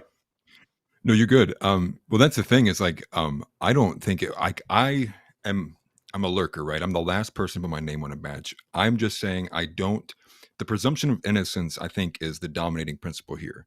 And I don't think you need a second suspect to say Tyler Robinson there's not enough evidence to say Tyler Robinson did it. Where I'm at with Israel is there's so much circumstantial evidence that does point in their direction that overall for me, it feels like a lot of people are making this claim that Tyler Robinson is guilty until we can find a second suspect. I don't think that's the way we should look at it. I think we should look at it as the FBI has a very weak case. They've went about it in an extremely aggressively poor way. The optics are bad. That ultimately I would expect what we might see is Tyler Robinson might get a not guilty ruling, and then we'll have no answer. And what situation does that put us in? Interesting. What was your question, Zeb? I mean, I guess my question would be to Chuck in that, why do you think the change of evidence necessary to believe something has changed over the last 30 years? You said you believe in the JFK's official narrative, which I think is, I don't even know where to start with that, but even if, let's say it was, why has it changed so much? Obviously the internet, but beyond that. Why has what changed? Well, so and I'll go with this. Like, was there a foreign country involved? Okay, because all right. So no one can show at this point in time. Let me backtrack. Uh, let's put me in Sean's camp once for here. So let's say that there was some kind of foreign actor involved. Has anybody found any communication between Tyler Robinson and any foreign nation? Has anybody found any chatter anywhere? Because these things do have to be communicated and they do have to be planned. And everything leaves a digital footprint today. So have we found any corroboration to that point beyond speculation? When you hear things like, well, the way the guy came off the roof, that shows training, and that means that probably an international actor was involved. I'm like, how? To me, that's speculation. There's no hard evidence there. If you had some way to corroborate that, as I said, there was some communication path somewhere, some way, somehow, then I could buy into it. But I'll be straight with you guys. It really feels as though you guys are just convinced that people are involved, just convinced that somebody else is involved. And so when anything pops up, it's like, oh yeah, we'll accept that. Is it that you guys are convinced of that, or are you convinced that, is it just that you no longer trust the government? Yeah, exactly. Well, that's kind of what I was getting at. Head. Is how much trust is just lost across the board with government. I thought that's where kind of Chuck would take it, but I guess not. But I mean, the trust at the federal government is it's non-existent anymore, and the Trump administration is not doing any favors in claiming to be the most transparent administration ever, and then not release anything to go on and say that the Epstein files are a hoax, to go on and say that, you know, we're going to release the JFK files and then give us the same thing we've already been given. It's to do a photo shoot with phase 1 Epstein files. It's the Epstein files are on my desk. I mean, this is a primary source. This is the lever that Charlie Kirk himself was trying to pull continuously, especially with Megyn Kelly and a couple of shows recently that he did with her, and he was trying to drive that home. Go ahead. Just real quick, Zeb, about, like you're saying, let's just like look at the JFK files. All right, I don't have total trust in the government. That's not what I'm saying. But it's like I feel like you guys think that I have total trust in the government, and it feels to me like you guys are going, it doesn't matter what they do, it's corrupt, and I can't trust anything that they do. And getting back to the JFK files, what else is there left to release? And in saying that, I'm like, everybody's just assuming that something is there. And after everything that has been released, what else is there to be able to show here? Another 5 million and 940,000 pages. I mean, there's over 6 million pages of JFK files, and we've gotten like 80,000. So to answer the question is basically all of it. I wouldn't say I would pin you as trusting the government completely. I don't think anybody does. If they do, they're absolutely retards. But no, I wouldn't pin you. I wouldn't pin you right there. But I think across the board, on its head here, because I'll go to the foreign involvement, because it seems to be this is where the contention's coming from. Like Sean Smeko, and hate to go on him when he's not here, but he says, very confidently, like, I'm, very positive there's no foreign involvement. And then I bring up the Israeli IPs. He's like, I have not even looked into that. So my question to you, Chuck, then would be, is what do you know about the Israeli IPs? Anything at all? Or a better question would be, what is your statement on Kash Patel shutting down Tulsi Gabbard? Kash Patel shutting down Tulsi Gabbard on this? You mean the DN? Well, I would agree with him from the standpoint of I think it's okay. So we're on both sides of this coin right here, Atlas. Okay. Meaning that I think his theory is plausible, that if there really wasn't any foreign involvement and somebody's going digging around here and they're not finding evidence, then absolutely you shut it down, or absolutely you push it off to the side and say, look, if you're not finding any credible information here to blow this thing wide open, and you've looked and you've dug, then you've done enough digging. If you haven't, find me some information. But if you haven't, then we're going to put a cap on it. We're going to put a lid on it. But also with Sean, just because you have Israeli IPs doesn't necessarily mean they're Israeli IPs. That's a fair point. Buying an IP you get an IP. Frankly, if it was the Israeli government, how stupid would they be to have an Israeli IP? You're talking the Mossad. That's kind of a good point. It's like, they're gonna, so this runs both ways. If someone could say, well, they could do an op that takes 15 years to blow not Hamas, but Hezbollah up with pagers, then they're certainly good enough to cover tracks. So that's the argument, though, is they did a 15-year operation, and the pagers was a very public and obvious, very terroristic attack. So they spent 15 years to do it, and they still didn't cover their tracks. It was very publicly covered. I mean, you had children being blown off, heads being blown off because they're taking the pagers to their father. I guess I'm more so like I guess what I don't get is you'll very easily make the assumption that it was a VPN. Right, but then don't have the ease of assumption. Not that it is. It's just that it's. I think just that it's possible. But let me throw this at you three. Hold on. Let me just at you three other guys on the screen. Israel really does run the world, and they really are quite good at this sort of stuff. Okay, I think that's a really kind of interesting point. Why would they? They clearly would know how to not have that be in evidence, and it is number one. But something I suspect that they or whatever shadow government runs the world would do is leak out a perfect concoction of circumstantial things, none of which can be proven. And the trap you young guys, I fell into this myself many times in the start of my career, is you start asserting that theories are fact. And they will correctly cut you off at the knees by saying, and Sean did a bit of this, and if you're logical and uninvested, if you don't care and you're just watching this video, you'd be like, well, the Sean guy is the one that's being logical. Is it possible that's on purpose, that you're being fed an impossible to prove, but very suspicious, like there's nothing wrong with drawing the conclusions we're drawing, but the point of that is for them, the enemy, whoever that is, maybe it's Mongolia, like to just be like, see, you look at these crazy guys.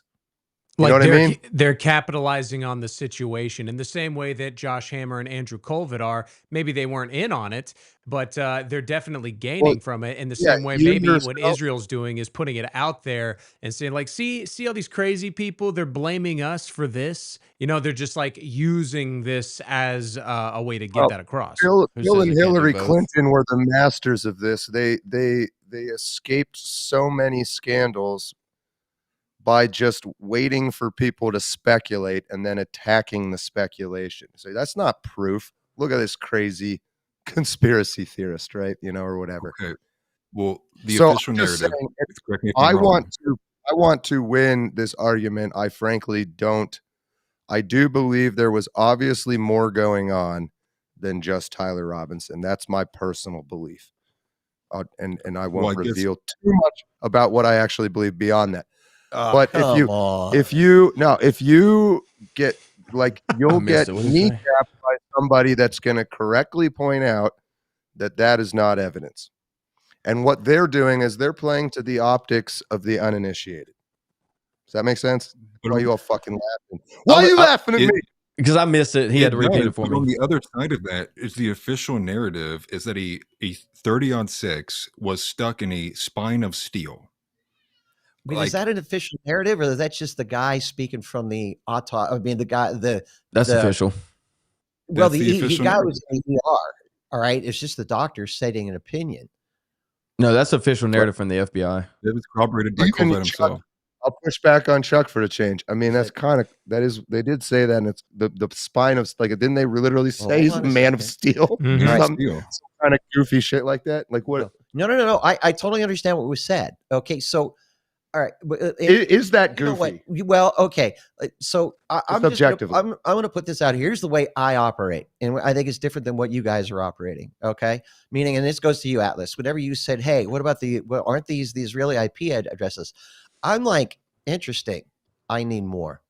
Just because it has an Israeli IP address doesn't mean that the Israelis were involved in it. I'm like, okay, that's interesting. But it is. But I'm going to need, it's interesting. Okay. But I'm going to need far more than to go, hey, look, we've got this smoking gun. The same way with whatever was said from it was an ER doc who said, hey, he's got a 30-06 round stuck in his neck. All right. I'm like, interesting. I want to see the autopsy report because I want to see what the x-rays are going to say. And I also want to see where the entrance wound is. And if there's any exit wound, and if there's an entrance wound with a wound channel, that's going to tell you more than any other piece of information. I'm holding out for that before I'm going to jump to any kind of a definitive conclusion on whether it was a 30-06 stuck in his neck or whether Israel is involved. I'm asking for more information. So playing devil's advocate here as someone that is kind of on the fence on who did it and why, I think the point of that, Chuck, is I do agree with you in principle that like we need more information. But the thing is I'm with Zeb on this one. There is legitimately like the young people don't trust the system anymore. And I think that's for good reason. And so with that in mind, we can't rely on the system to effectively convey this stuff to us, to release what we really want. It takes people like Zeb making the ballistics analysis video to kind of keep up the pressure. And if the official narrative turns out to be true, then, well, we have nothing to worry about. Well, I think just Chuck is, maybe to paraphrase Chuck, correct me if I'm wrong. As you get old and cynical, you start to see this kind of shit as the symptoms of just a colossal, shitty, retarded, inefficient machine. When you're young, you want to blame something. You want to find an answer. The older you get, you realize how much fucked up shit happens that there is absolutely no explanation for. So we're all using heuristics. However, quickly, Atlas, I think, is the only one who has approached something close to what I would call a testable theory. And he's talking about Tyler Robinson might very well end up getting off on all of this, and then we have nothing. I am very convinced by people who can predict the future. If you're able to tell me what's going to happen from this point forward, and you turn out to be right, I will listen to you. What will happen from this point forward? What position would you take if he never makes it to trial? When you say he never makes it to trial, do you mean he pleads guilty? No. Like he's you mean like he Epsteins himself, you mean, or he gets totally let off? I didn't say that. I just said he never make his trial.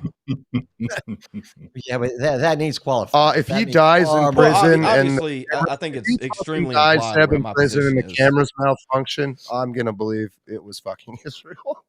If he gets neutralized in a henhouse. I mean, I'm just on that one. If he Epsteins, I'm just gonna be like, all right, that's enough of this shit. If one of his black boyfriends ignores the safe word, then yeah, I think it was Israel that did it. If he goes paddleboarding and he drowns, even though he knows how to swim, Israel did it. If he gets hired as a chef for Barry Soetoro and Big Mike Obama, and then he's found floating in 2 feet of water with a mushroom stamp. If he goes on a joyride through Dallas with the convertible. Second Eminem reference of the show. Bring us back. Snap us back to reality. I want to circle back to what you said, Josh, because I think that this is... The black boyfriend? Yeah, well, you know what? There's not enough brain bleach for me at this point after all that. All right. Chuck's going to be a groiper in here. You know what? So, Josh, and I think this is critical for your new American vision, okay? Because you guys don't trust anything about the government. Why are you othering us like that? You're not part of this, Chuck? Well, no. I mean, I'm not one of the founders. Okay, so all right. Whatever the leftists said, you're other kinning us. All right. You know, this is really important for all this. You know, fuck's sake, shut Chuck, the hell up. Go. I had something to throw at you, I would, but I don't. See, and this is going to be really critical for what a new American vision, and how you, and I've said this over and over again, how you create this vision, because you can create whatever vision you want. You're going to have to communicate this to people and convince them of this vision and convince them as to why they should buy in for what is, in theory, that's what you want to do. So here's how I see this working. You don't trust the government I'm probably a little bit less skeptical than you are. A bit less. Okay.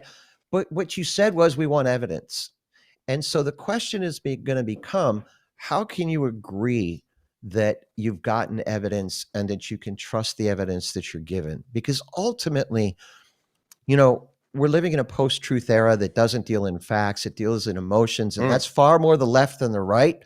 But we know that the only thing that keeps us embedded in reality is our ability to find those things which communicate reality to the best degree possible.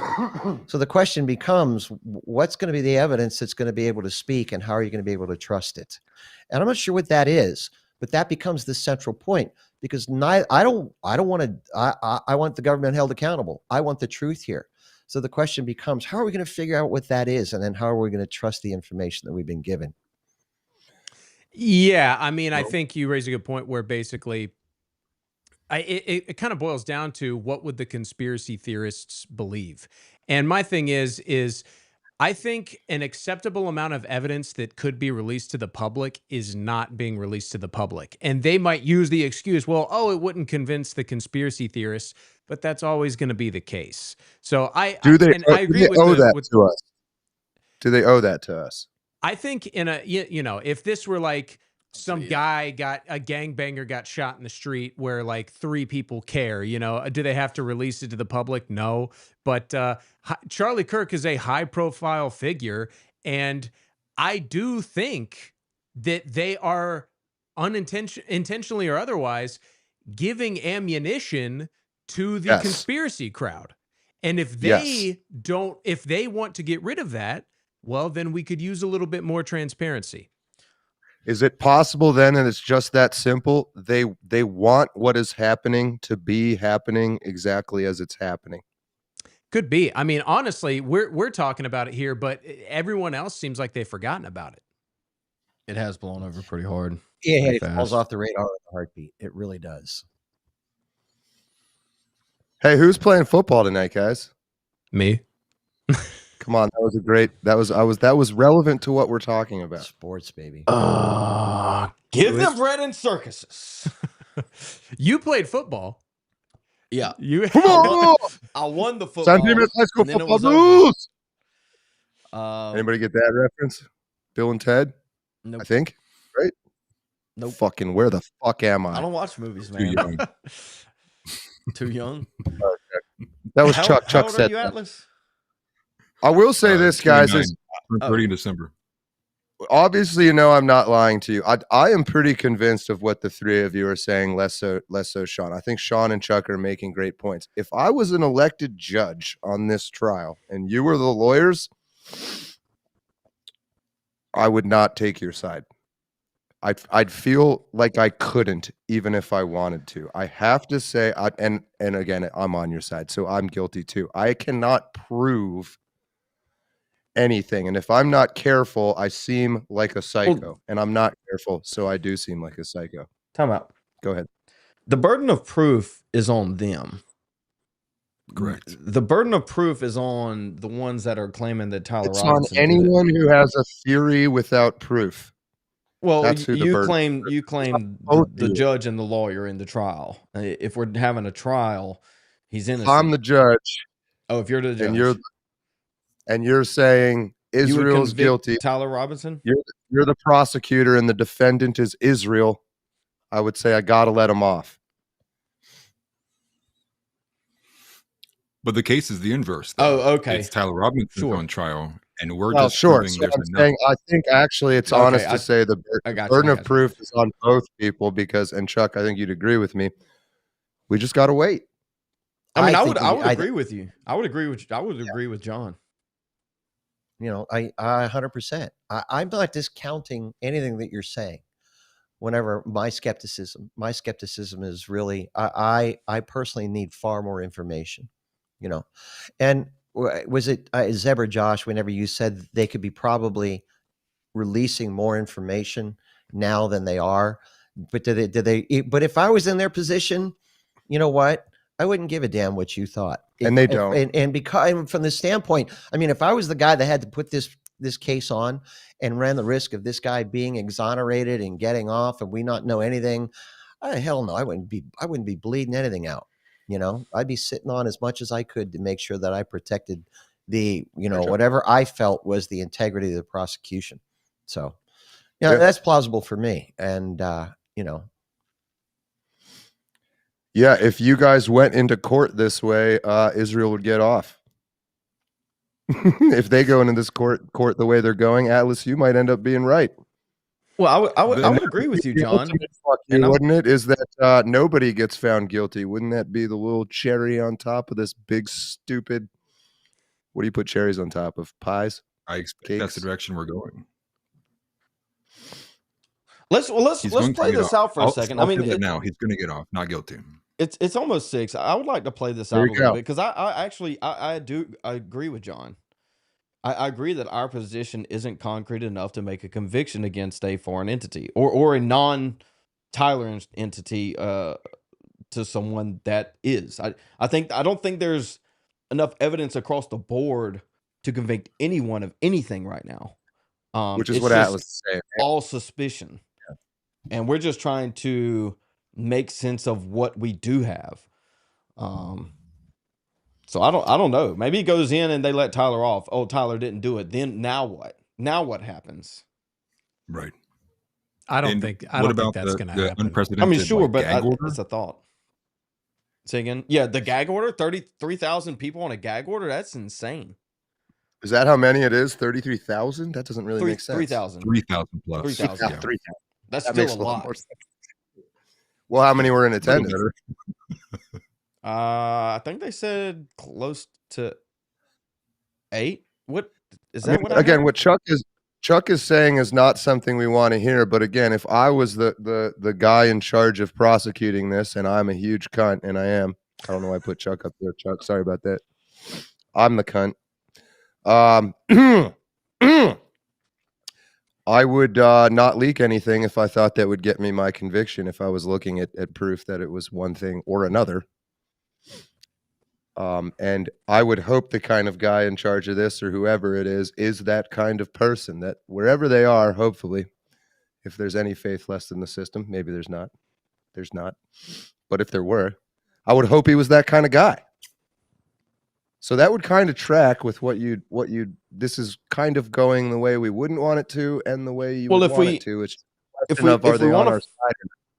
we want to follow that up, we know that the NSA and the feds up there, they like to track inside of furry and tranny operations. So this is not beyond a shadow of a doubt that maybe if it was him, they pushed him to it. We know that's on record that they traffic in these sites heavily. Why? Because these people were vulnerable. They need direction and they are emotional.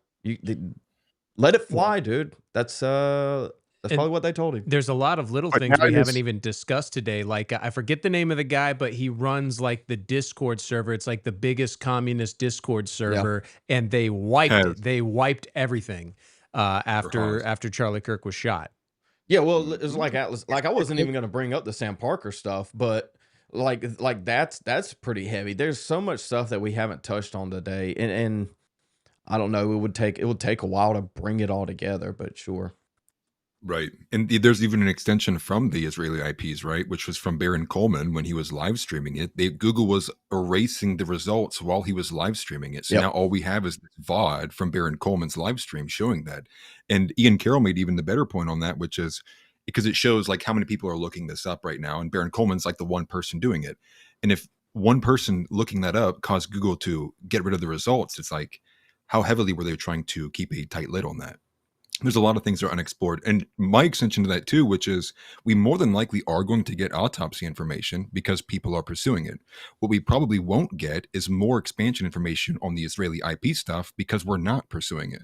That's why I push towards the Tulsi Gabbard being shut down because like you said, you want more, so do I, but it looks like Kash Patel doesn't want those stones unturned. So what do I do with that?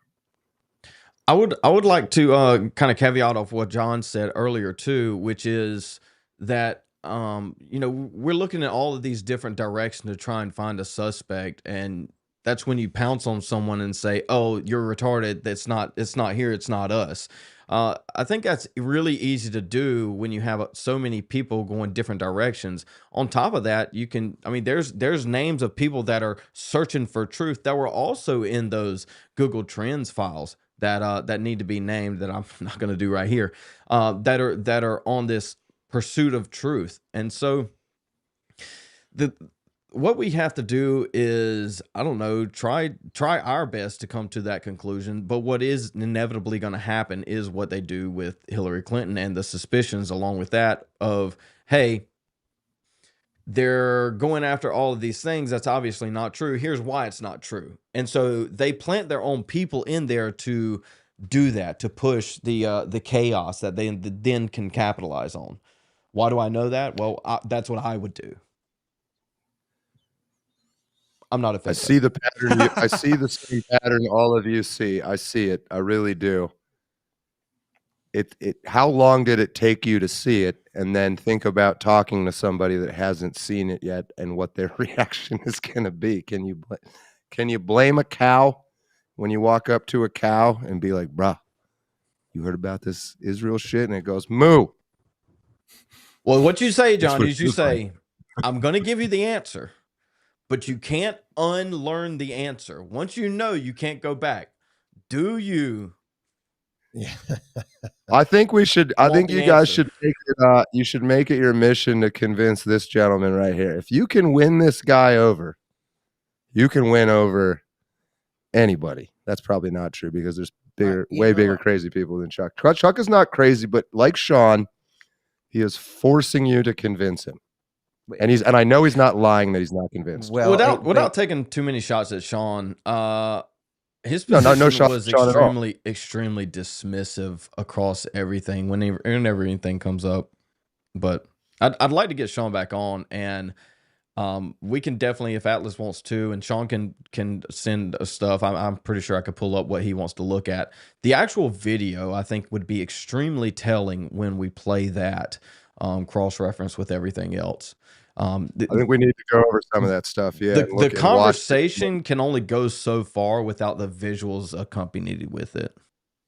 Right. To his credit, he said he was willing to come back. We would definitely take him up on that. I think I heard Chuck saying something. Well, I think that I'm to a point where, like I said, I'm intrigued enough that I want more information. That I would require more information before I can make any kind of a definitive statement or even lean one direction or the other. Okay. But I also do know too that sometimes these investigations can take a hell of a long time. They really do. They can. So sometimes they should get wrapped up within 2 months. It's just about where we're at or coming into that. But sometimes they can take quite a bit longer to do that. So I'm really just going to hang out and wait for more to come down the pike. And I would say that's what your average American is doing. Yeah. And I think, right. Zeb, that's probably the majority position. I think Zeb, you alluded to that. Just not long ago in this conversation where you're like, hey, I got a whole lot of things that make me go, something's on it. I believe there's another picture here, but I do need more information because we couldn't go into a court and reach a conviction on anything right now. Yeah. I think, John, if you want to kind of close this up, it seems like a pretty good stopping point. We're about there. Yes. I think we did a fairly good job of not attacking Sean's position too much while he was not present. Sean's dumb. Sean. No, just kidding.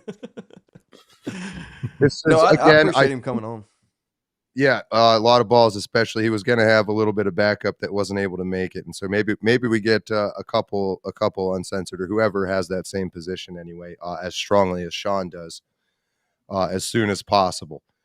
But I think this is, sounds stupidly emotional and melodramatic, but we've lost the ability to talk about this without losing our shit. And I think even though this won't get 1 million views or anything like that, it is by far the first and only and best attempt between two groups, or just Sean in this case, who I know personally are saying what they actually believe. I don't know what the reasons necessarily are. I think we ought to talk a lot more. But I trust all of you guys in all of these positions, and that's something I've been looking to set up for. And then we have Chuck, who has lived much longer than all of us. Not an insult, Chuck. Actually a compliment. Actually a compliment. I'm old enough to see a lot of what Chuck is saying and accept it maybe more than you guys do. I'm young enough to see a lot of what you guys are saying and accept it maybe more than Chuck does. Well, wait a minute. You're talking about somebody who lived through Watergate, and I remember Chuck. I've been alive for 5,000 years. You know what? I watched Nixon's Watergate was a resignation setup. on the television set. I during was December Nixon. '74. So so just if you're gonna, and I went through Reagan and Iran Contra and all of that stuff. So and Monica.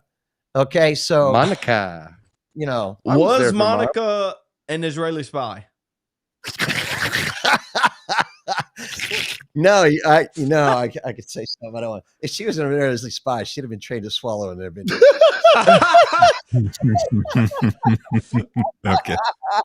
They're thorough. They don't leave any Holy evidence shit. so unturned. There was none There of we go. She would have swallowed up Bill's IP addresses. Yeah, exactly. There'd be no Clinton IP addresses on that blue dress. Well, I'm convinced for sure. No, it's really cool that we were able to be serious and have some fun with it. That's all. I won't be too gay about it. But hopefully anybody watching, I don't know if we've kept an eye on the chat at all, but hopefully we can continue this. I actually want to win. I am mostly with you guys. I'm maybe even further down than even you guys are. I won't say it though, because I got to be a mediating. We have not proven it in a court of law that it was Israel. It also has not been proven in a court of law that it was Tyler Robinson. And that is where we stand at the end of the first attempt to talk about this. I think we should bring Sean back. I think we should find some other people, maybe more on that side, maybe find some more people more on your side or our side. I like this panel debate thing we have going on.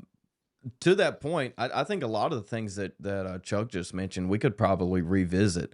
I think that would be, I think it's along the same line of controversy, conspiracy, and still lends to the idea that maybe there's a court of law, though, that wouldn't, or most courts wouldn't convict, but there is some evidence one way and the other. Let's plan this out a little bit more next time we do it. It might not be next Sunday because I don't know when Sean will next be available. But yeah, I think we got to keep in mind also, the Kennedy assassination, that's not even a 2-hour show. That's like a 2-year show. Yeah. And so we got to be tactical about what we're going to devote our energy to. We're not going to get bogged down for an hour about some obscure detail from 50, 60 years ago. We got to keep it moving forward, but to that point. So let's refine the process here, but I think we got something good going. Fun stuff. Agreed. And thank you, Chuck. I do appreciate it. I apologize if I come off aggressive. I don't mean to. No, you don't. No, we can all take it here, man. And I apologize, and I appreciate being a part of the conversation and what you guys are building here. I really do. So Chuck likes to fight. It's good to be here. And he does it good naturedly, if a bit curmudgeonly. I think the back and forth is fantastic. But I think that when you talk about the controversy of these issues and going back into those things, people, you guys know this better than I do. People are looking for a voice, and we all want to figure out how we can solve the greater issue of how do we trust the people that we have put into place that are supposed to be working in our best interest, and how do we hold them accountable when they're not, and what do we do moving forward? And that's probably that $500,000 question. Yeah. Do you want to win a meaningless internet debate, or do you want to win as permanently as possible and prove that you're right? I think we should aim for the latter. I like to win, and I like to have fun doing it. Fuck you, Joe. John, Chuck, Atlas, Josh. I'm gonna let Josh close us out here, and myself. Also, Sean is linked in the description. Y'all go follow us if you enjoyed this. We're definitely gonna be doing this more often. We obviously have the show today. I'm gonna let you finish up. Tell them about Groip Report last night, Josh. Yeah, so go check out. We got a lot of great content for you guys to watch if you're just joining us for the first time. The Groyper Report is Saturdays from 8 to 10 p.m. with myself and Atlas Thugged. On Wednesdays, we have Factions with Zeb Boykin and John Ward. We've got a couple other projects coming to you guys soon. But today was a great show. We had a great set of panelists, great topic of conversation. We do that every Sunday from 4 to 6 p.m. This has been this week's edition of the New American Vision.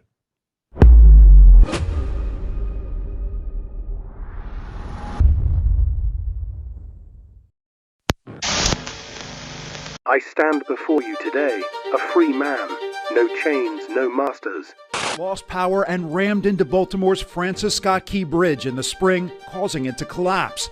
The words that the Key Bridge is gone, it still shakes us. 6 construction workers on the bridge were killed. Hurricane season brought Helene and Milton, storms that devastated parts of the South. Helene killed more than 100 people in North Carolina alone.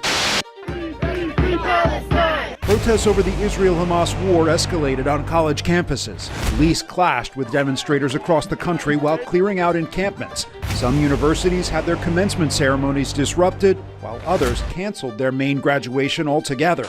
The man accused of murdering Georgia nursing student Laken Riley was found guilty in November. Venezuelan migrant Jose Ibarra, who entered the U.S. illegally, was sentenced to life in prison without the possibility of parole. In December, a gunman killed United Healthcare CEO Brian Thompson in front of a Midtown Manhattan hotel. It appears the suspect was lying in wait for several minutes. The 5-day manhunt ended at a Pennsylvania McDonald's where police arrested a 26-year-old Ivy League graduate.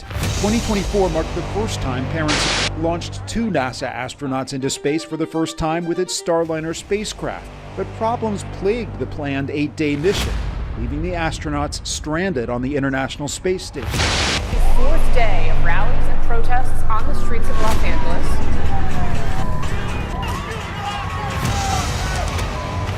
It was a peaceful rally. What is going on right now is also peaceful. We are expecting rallies later on. When they show up, we gotta show up even stronger. In Los Angeles, there is a new crowd of protesters that has been building. CNN had it that these were rallies. Now they've become protests. I'm afraid that by tonight they become riots. If we don't have the ability to stand up... We talk about like the age of information. What we really are in right now is an entertainment age. They still want to shoot you. They killed Charlie Kirk. They praised it. They want Donald Trump. They want Chirachik. They want anyone they associate with the right. They want to kill them. They brag about this. They continue on with this. It's been over a month and they're still going on about it. At some point, you got to say, hey, maybe that's me too. Hello, world champions. I'm John Ward, and today on Breaking News, we are breaking the fake lie continuum. Get ready for 1.21 gigawatts, McFly, because your mind is a boomer expat, and this episode is the Bangkok Ladyboy Softball Club, and hardballs are also okay too. Also that club. Sorry, we know good English. And what I mean by that is not only is your mind about to be blown more times than a lead in a LeBron James Finals series, it's going to get blown in ways you don't want it to. A horror in the midst of which you will realize this is the real soul crusher. You're paying for it.